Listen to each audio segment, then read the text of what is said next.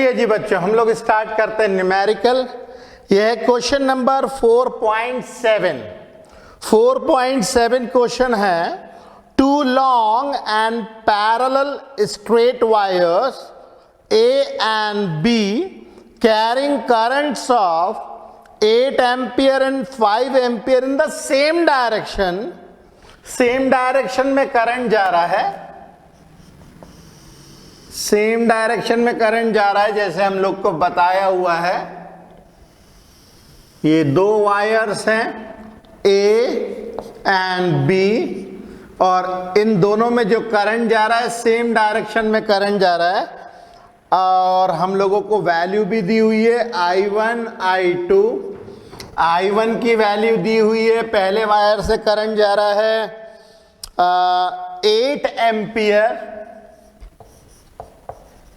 और दूसरे वायर से जो करंट जा रहा है वो जा रहा है 5 ampere. In the same direction are separated by a distance of 4 centimetre. इनके बीच की जो दूरी बताई जा रही है, ये बताई जा रही है 4 सेंटीमीटर।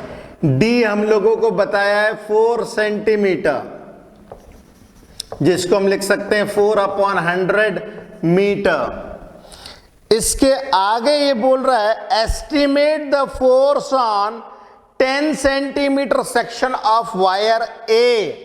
वायर ए के 10 सेंटीमीटर का जो सेक्शन है, ये जो लेंथ है 10 सेंटीमीटर बताई जा रही है, इस 10 सेंटीमीटर के सेक्शन के ऊपर कितना फोर्स अप्लाई होगा, ये हम लोगों को पूछा जा रहा है। मैं क्वेश्चन एक बार और रिपीट करता हूं। Two long and parallel straight wires A and B carrying currents of 8 ampere and 5 ampere in the same direction are separated by a distance of 4 centimeter. Estimate the force on a 10 centimeter section of a wire. Wire A के 10 centimetre के section के ऊपर कितना force लग रहा है, ये हम लोगों को बताना है। तो फोर्स चूंकि सेम डायरेक्शन में है, ये हम लोगों को पता है कि चूंकि करंट सेम डायरेक्शन में, तो ये एक दूसरे को अट्रैक्ट करने लगेंगे। करेक्ट, ये दोनों एक दूसरे को अट्रैक्ट करने लगेंगे।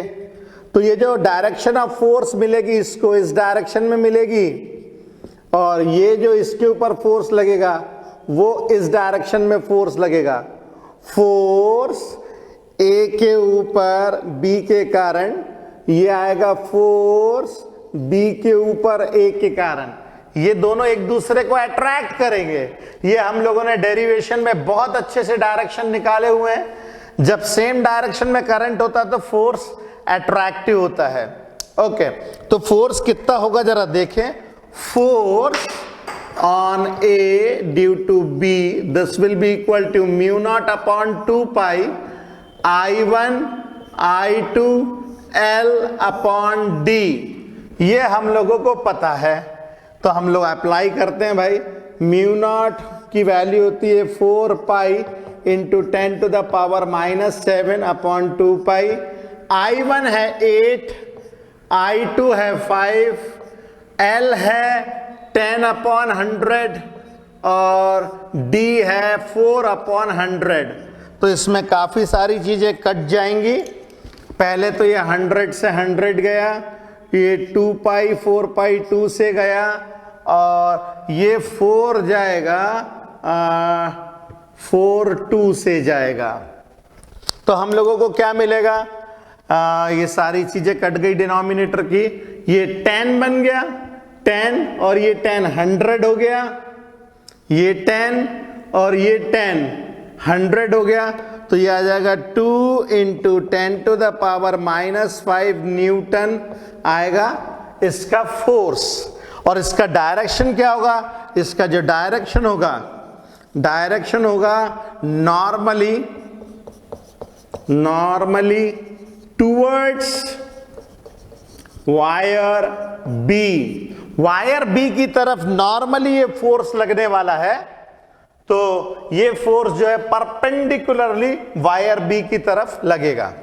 ओके, तो देखिए कितना आसान क्वेश्चन था। फॉर्मूला अगर पता हो तो बड़े आसानी से हम लोग क्वेश्चन का आंसर निकाल सकते हैं। चलिए जल्दी जल्दी कीजिए इसे।